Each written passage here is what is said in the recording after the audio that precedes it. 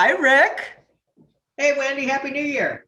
Happy New Year! Woo woo! Happy, 2021. Gonna be some fun. Yes, it is. We're all ready for 2021. I'm sure everyone out there is. Yeah. Hi, everybody. Thanks for joining us today for Gifts and Gratitude. We are so excited to be here and start the new year off with, the way most people are starting the new year off, which is thinking about eating a bit more healthy, That's right. That is right. This right? recipe, this recipe you picked too is perfect. Perfect. I can't Yeah. wait to make it. Yeah. Yeah. Thank you. Thank you. Thank you. It was actually Matt found the recipe, my husband, Matt. So leave it to Matt to find the right recipe for us to prepare for him. So you're Yeah. probably on the edge of your seat now wondering, what are these two up to today? What are we doing? And today we have tapped into a recipe from Feasting at Home at feastingathome.com. And she calls it the best chilaquile recipe ever. Yum. Yum. I had to practice Yeah. chilaquile a couple times to get it right. By God. Chilaquile. Yep. There's one I had to practice as well, but it's a beautiful dish. And what we loved about it was that there were a couple things we loved about it. One, it really does use the things you have in your home. I had to buy just a couple things that weren't in the refrigerator, but everything else was in the refrigerator, right? Using up the leftovers, cleaning out the pantry. That's a nice way to start the year. That's right. Yeah. And the I mean, one of the biggest things about this recipe that I loved was it is vegetarian. And one of the things that I'm doing this year is trying to cut out. I'm still going to eat a little meat, I'll admit it, but I'm going to try to cut out some meat in the diet. Better for the earth, better for me. And this recipe, I think, is we're not going to miss the meat at all. No way. So Not at all. And the third thing we loved is that you could use it for any meal. It could be breakfast, it could be lunch, it could be dinner. So one and done for you and your family, and maybe friends that you want to drop a gift of yumminess off to them this week. yeah. And it's a one potter. That's what I call them. It's a one potter. Do it all in one pot. Done. Love it. Love one potters. Yes. So let's jump in and do some cooking. Really, the prep time only takes like 10 minutes, and it's going to cook for 25 minutes, and we get to enjoy. I'm sliding you over so you can see. Is that Yeah. good? Yep. How's Yep. that? Oh, that's good, Rick. So the Perfect. chilaquiles, it's a classic Mexican dish, right? And we're going to be using. It's made with what is they're calling stewed corn tortillas or chips with veggies. Oh man, you can't go wrong with chips and veggies. So it's very fast to make and delicious. So we're going to start with, you'll see that Rick has chopped about 2 to 4 cups of vegetables, right? And you Yep. could use, what do you got there, Rick? I have onion, zucchini, bell pepper, a little bit of, at the store yesterday, they didn't have green chili, so I decided to give this a little kick. These are jalapenos that are cut up. I'm just putting a few in, and then Yep. some corn, which is right here, just frozen corn. Perfect. Yummy. Yeah, all of those works. Anything you have in your fridge. Mine, I have, and you'll see in a little while, I have red and green peppers, some corn, and I decided to roast some sweet potatoes and add that because I love corn and sweet potatoes and black beans together. So you're gonna start with having your 2 to 4 cups of veggies and then throwing them in the pan that you're gonna bake it in the oven. So make sure, one, you preheat your oven to 400 degrees, and two, the pan that you're cooking this in is an oven safe pan, which means that there's no plastic on it, right? So you want to make sure it's a metal handle and a pretty large pan because we're putting a good amount of things in there. I have to turn your volume up because my pan's sizzling away here. I know it's a loud dish, I'll tell you that. It's fun. So you just go ahead and get those veggies going in there and saute them up, right? And while you're getting the veggies going, you can gather your other ingredients. So like, and Rick has them all measured. I'm just going to show you as he's sauteing. They literally said, like, grab the salsa out of your refrigerator. Well, I'll be honest, I dug around in the back of the fridge and look what I found. A jar of salsa. Now, good thing the desk date is still looking at 21, but it was open. And I was like, wow, I could use a cup of this salsa. So that's what you're going to use, a cup of salsa. Excellent. And then you're also going to use 2 cups of either chicken stock or veggie stock. And your choice. If you're total vegetarian, of course, you want to use veggie, but you could also use chicken. Hey, Rick, what do you use for stock? I have to admit, I don't typically make my own stock, but actually we kind of do sometimes. Like after Thanksgiving, we made some turkey soup, so we used the bones to make some stock. But I usually use the low sodium, like just that you can get in the store. The lower sodium, I can't think of the brand honestly right now that I get. Yeah, I kind of find it. I find it interesting when you look at the ingredients sometimes on things that you wouldn't expect sodium to be high, and broth is one of those things. I was like, yeah, I'm going to definitely opt for the lower sodium option. Yeah, same here. I love this stuff that Matt found called the Kitchen Accomplice. And it's a liquid broth. They make veggie, chicken. Oh, we're not paid for this, by the way. Not yet, unless you want to pay us, Kitchen Accomplice.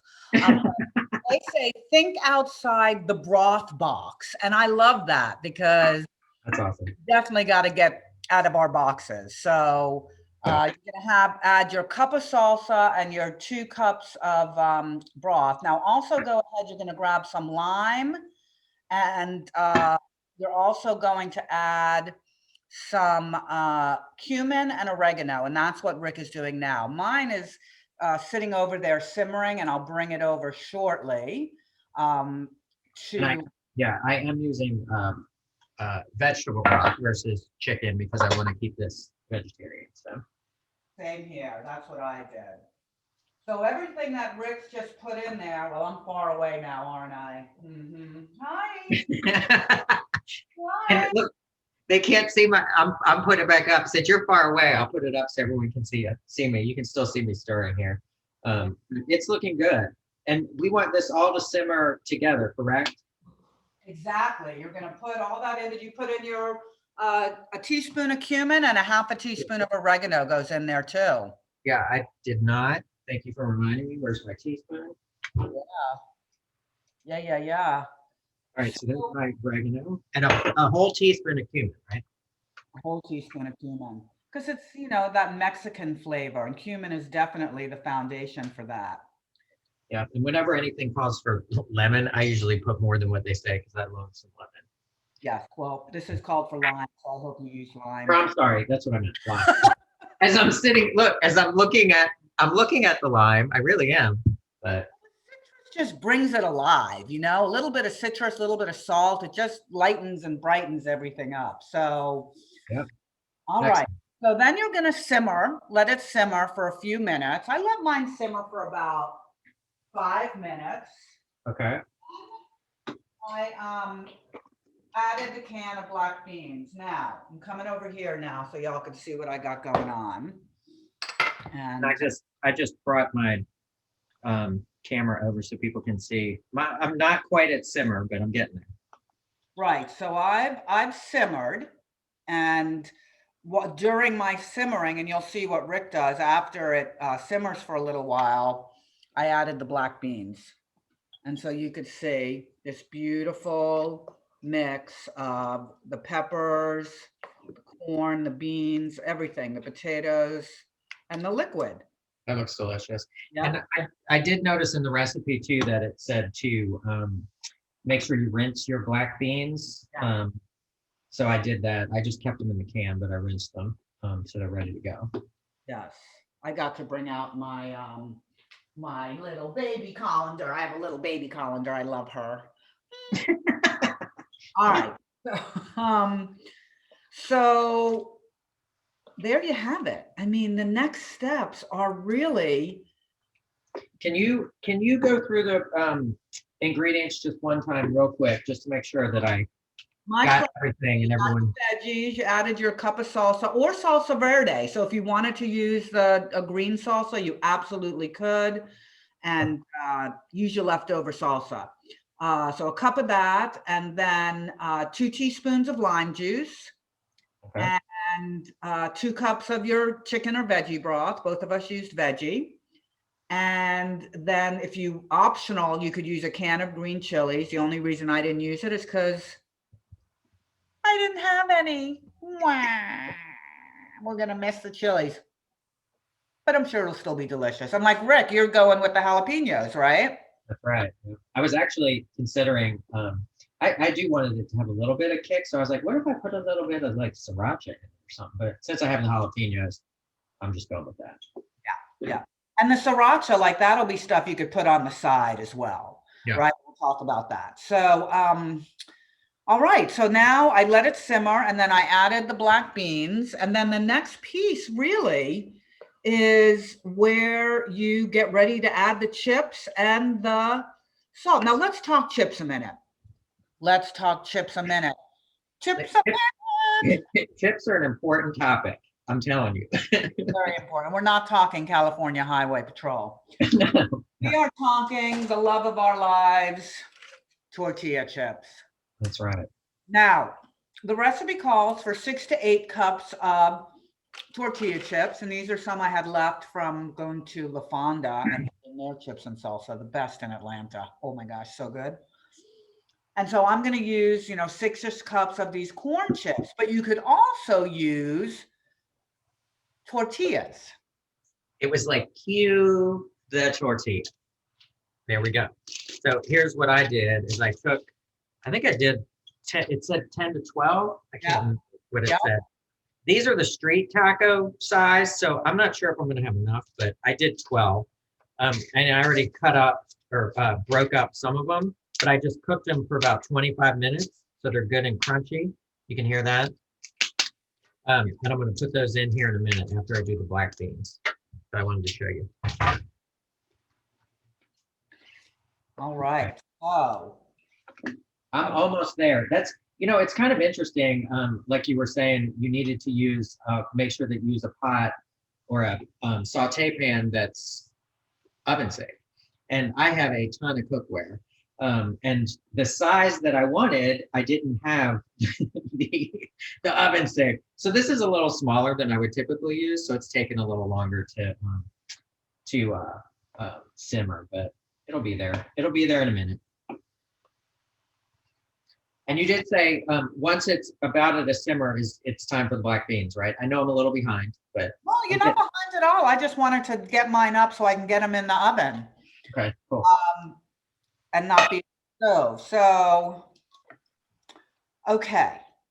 So once you get all of this together, then you're going to take either your chips. So you're still on the stove, right? So yeah, I'm going to go back to the stove because I wanted everyone to see. And what you do is you'll start to add your chips on the stove, and you want to stir to lightly coat each side of the chip, and then add more to fill the pan, right? So stirring about 2 to 3 minutes, lowering the heat from the simmer to low.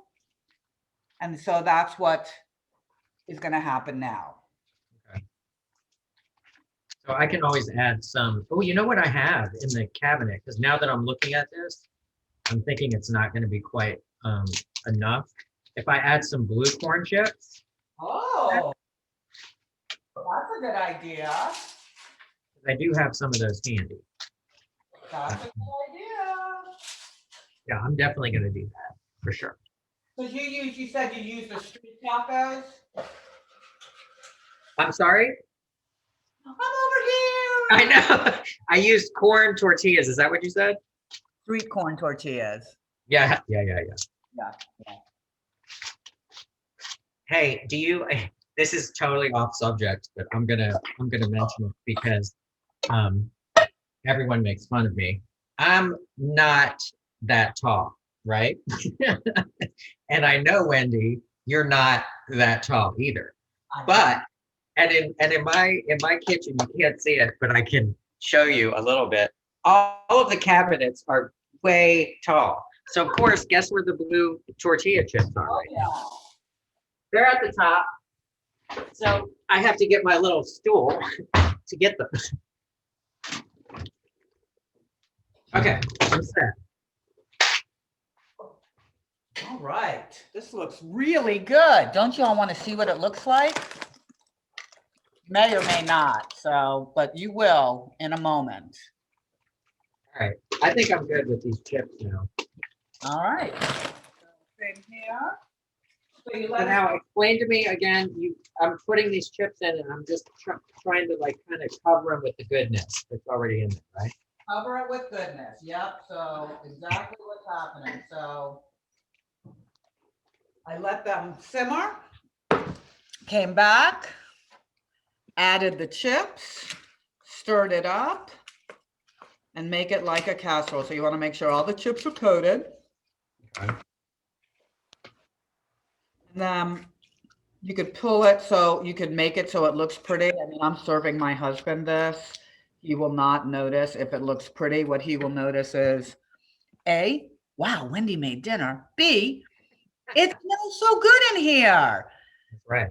The visual, like, wow, that's gorgeous. But they do say that, go ahead and pull a couple of your choice chunky vegetables on top. So it's not just all chips. Yeah, I'm gonna move this over so people can see what it looks like when it's, Mm, see that? Yeah. Oh, see how, and it's simmering perfect right now.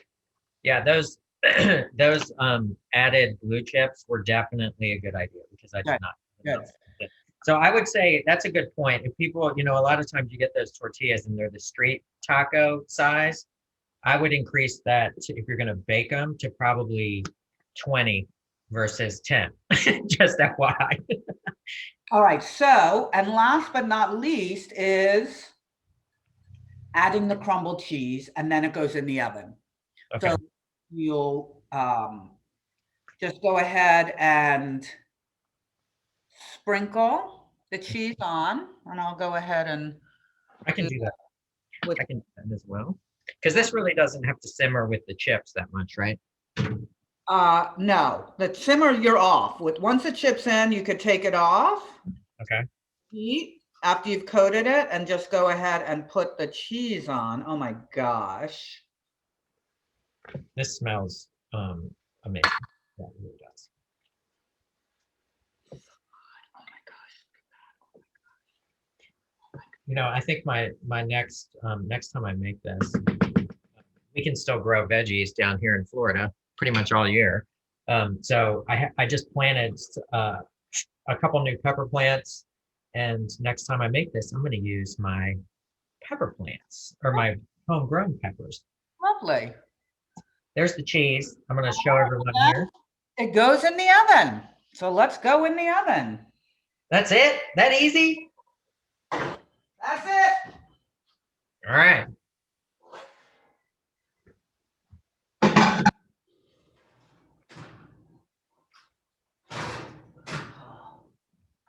Here we go. In the oven, and the timer, the key part, the timer. If you forget the timer, it's gonna burn. So 15, 20 minutes, and this is what gives it a casserole consistency. Great. So 15, start. Yours in the oven too? Starting now. Awesome. All right. I can't wait to get it out of the oven now that it's out. I can't wait to eat it. That's how I feel. Oh my gosh. It's smelling amazing in here. Mine still has 4 minutes. You're ahead of me. I am ahead of you. I've been ahead of you today. So Okay. here, look, everybody. Oh man. What? Oh man. Oh man. Yum. This is some beautiful looking. The cheese melted beautifully. That does look good. Wow. Put a little bit more cheese on there. You can see it's browning a little. Delish. So last but not least is a little garnish, because what's a chilaquile without a little garnish? So I put together a little plate here of suggestions of things you could have. Now, this first one is Cilantro? No, scallions. Scallions. I wasn't close enough. Sorry. Scallions and cilantro. I'm going to slice an avocado. I'm going to squeeze some lime on there. Yum. And I may use the tiniest bottles of hot sauce that you've ever seen. You took those from a room service tray. I know it. This was a holiday present from Matt, and I love it. It says "Flavor Your World." Oh wow, those are cool. What are the flavors? And regular and the jalapeno. So the littlest salsa, the littlest tobaccos. You Love can it. also put like sour cream or other hot sauce. Anything really works that you like in your chilaquile. What about an egg? Oh man. And Isn't everything better with a fried egg? yes, yes. I did notice on the recipe that it mentioned putting an egg, and I went, wow, that really is a good idea, especially if you're having it for breakfast. I mean, Yep. no brainer. Or dinner. I love me a fried egg on it, pretty much anything. So yeah. So that's a chilaquile, everybody. Ole. Is that the right thing? I'm not sure if that's right. So Right. this was one way we wanted to start off the new year with sharing, something delicious, healthy. You could share it with others and use it in a variety of ways. The Yes. other thing we like to share, what's that second thing we like to share, Rick? Well, I had two intentions for 2021. One, eat better, less meat. Second one is expand some of my career opportunities this year. I'm sure a lot of people can relate to that as they watch this. Last year changed a lot of things for a lot of people, including myself.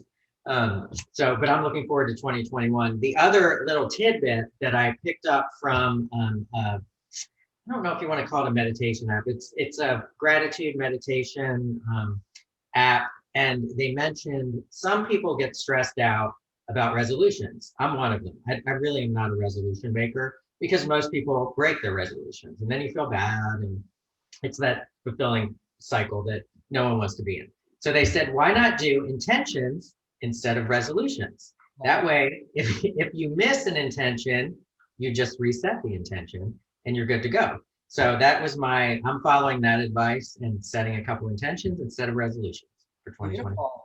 Yeah. Beautiful. What about you? Well, we're on the same path. I've resolved not to make resolutions, and that's been for about 10 years now, maybe even a little bit more. And I choose a theme for the year. And that theme becomes my umbrella and a guiding kind of light for me to use in decision making. And honestly, I'm not 100% sure on what it is yet. So I'm getting close.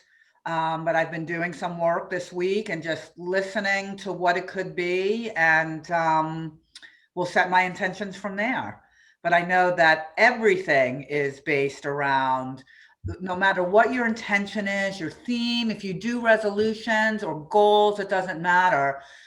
It all begins with being grateful for what you have. Because when you have gratitude for what is, for the wonderful things that are there, even though they may not seem so wonderful, it makes it a more fertile ground to get more of what you desire. 100%. And the alarm, or I shouldn't say the alarm, the timer just went off at a perfect time. Gratitude. I'm very, very grateful for what you're going to look at here. Let's see yours. Oh my gosh. Beautiful. Oh man, that looks so good. I'm gonna have to put some jalapenos on mine. Really, Wow. really. Oh my Really. Well, I'm so grateful for our time together, and everybody watching us. Remember to find a way to weave in something delicious into your day and a little gratitude, because just putting your attention on 2-3 things a day that you're grateful for will give you the fuel to attract more of what you want in your life. That's right. Make sure you subscribe, please. And we have a couple really great activities coming up in the next few weeks. It's just the beginning of the year, so we have a lot to go. Can't wait to see you later. Well, I can't wait to see you later. Have a good one, Rick. I'll talk to you later. Bye. Bye.